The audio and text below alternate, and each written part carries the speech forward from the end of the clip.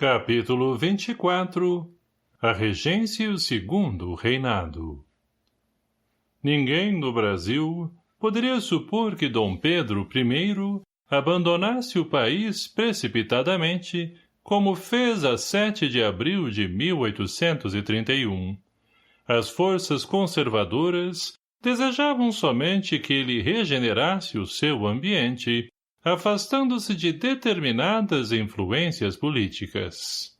O resultado da inesperada abdicação foi a desordem que se propagou a todos os recantos, provocando descontentamentos e sedições.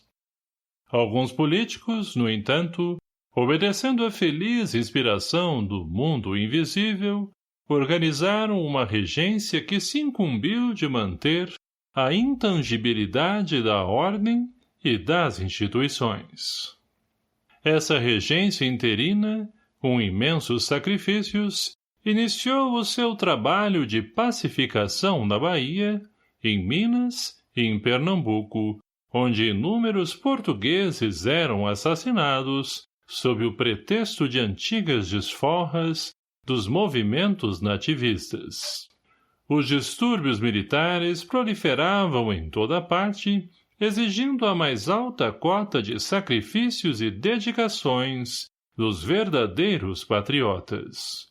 O exército, desde os acontecimentos de 7 de abril, caracterizava suas atitudes pela revolta e pela indisciplina. O norte do país vivia sob o regime do sangue e da morte. O povo de Pernambuco, humilhado pelas incursões da soldadesca motinada, que lhe feriam os brios e as tradições, veio a campo, travando-se os mais fortes combates, em que pereceram, ou foram presos, muitas centenas de indisciplinados. Esses protestos e esses exemplos, todavia, não conseguiram eliminar a luta persistente e pavorosa. A guerra civil continuou, anos a fio, à sombra das matas, estendendo-se ao Pará com o seu rastilho de miséria e de sangue. Muitos governadores foram barbaramente trucidados pela caravana sinistra da confusão e da desordem.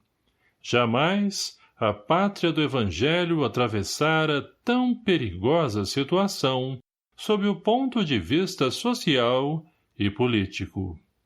O partidarismo envenenava todos os ambientes com a vasa de suas paixões desenfreadas e, não fossem os mananciais do pensamento e da economia, fixados por Ismael nas regiões do Rio de Janeiro, de São Paulo e de Minas, que asseguraram a própria estabilidade nacional, talvez não pudesse o Brasil resistir ao elemento embrutecedor que suprimiria para sempre a sua unidade territorial.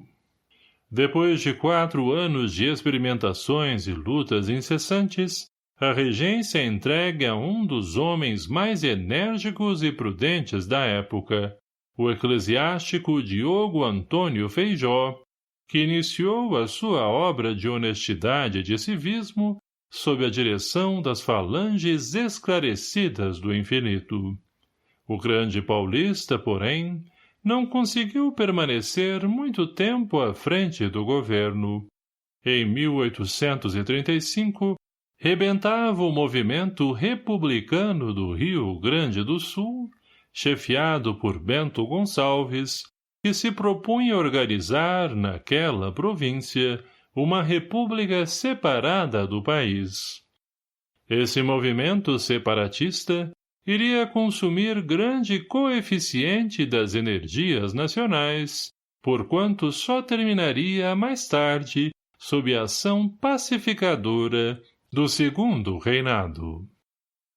Em 1836, funda-se o Partido Conservador, com a aliança dos liberais e dos restauradores, caminhando a nação para o parlamentarismo.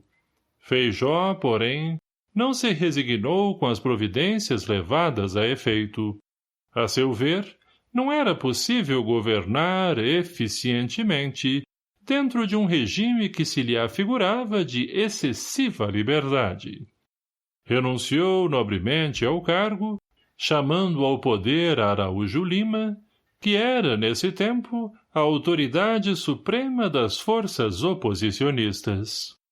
Então, a imprensa brasileira já não contava com a palavra de concórdia e conciliação de Evaristo da Veiga, que, depois de cumprir sua tarefa no país do Cruzeiro, regressara à pátria universal, incorporando-se às hostes esclarecidas do infinito.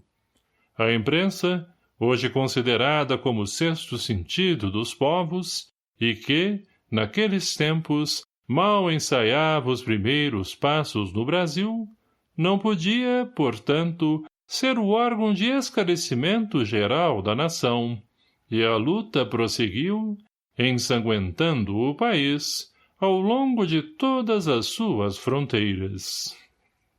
A fusão dos objetivos de liberais e conservadores constituiu a base da opinião livre, que embelezou o regime parlamentar no segundo reinado, estruturando-se a Câmara sob o modelo das praxes e dos costumes ingleses.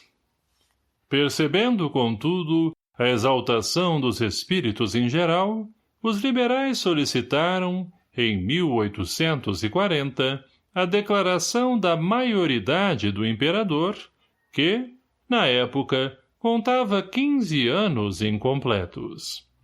Semelhante acontecimento representava um golpe nos dispositivos constitucionais. Porém, todos os políticos reconheciam no jovem imperante a mais elevada madureza de raciocínio e as qualidades que lhe exornavam o caráter. Uma comissão de homens influentes procura-o no Paço Imperial, obtendo seu imediato assentimento. Dentro de poucos dias, foi Dom Pedro II declarado maior, por entre as mais sãs esperanças do país, e sob a confiança dos mentores do alto, os quais seguiriam de perto a sua trajetória no trono. A regência ficava assinalada no tempo como uma das mais belas escolas de honradez e de energia do povo brasileiro.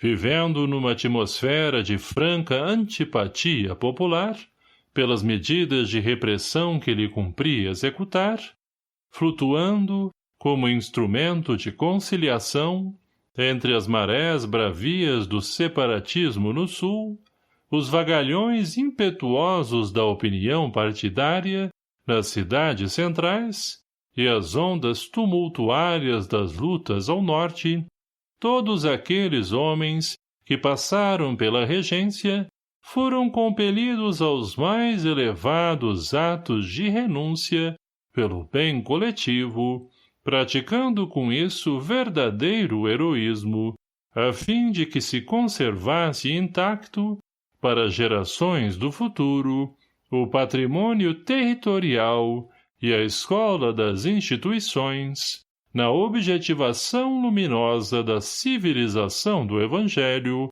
sob a luz cariciosa do Cruzeiro.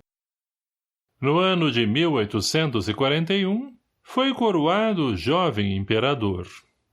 Não obstante a sua condição de adolescente, Dom Pedro II, assistido pelas numerosas legiões do bem, que o rodeavam no plano invisível, tomava o cetro e a coroa consciente da responsabilidade gravíssima que lhe pesava sobre os ombros. A sua primeira preocupação administrativa foi pacificar o ambiente intoxicado de sedições e rebeldias. Prestigiando Caxias, consegue levantar a bandeira branca da paz nas províncias de São Paulo e Minas, após os desfechos de Venda Grande e de Santa Luzia. Daí a algum tempo, com a sua política de moderação e tolerância, consegue estabelecer a tranquilidade geral em todo o Rio Grande do Sul, com a anistia plena e com o respeito às honras militares de todos os chefes da insurreição.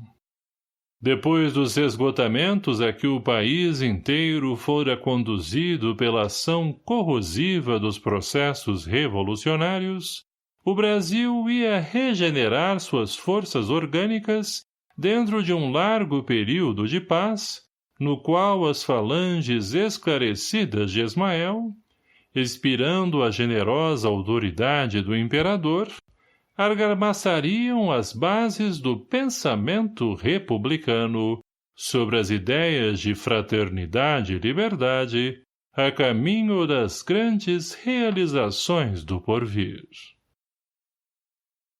Se você gostou desse vídeo, não esqueça de curtir, se inscrever no canal e compartilhar com seus amigos e conhecidos. Que Deus abençoe a todos. Obrigado.